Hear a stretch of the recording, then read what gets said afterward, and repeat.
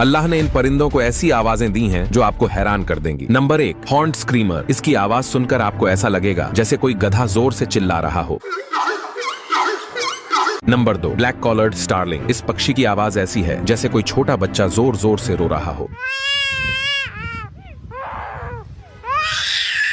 Number 3, lyre bird. ये परिंदा तो मिमिक्री का उस्ताद है। गाड़ी का हॉर्न, कैमरे का क्लिक या किसी और परिंदे की आवाज सबकी नकल कर सकता है।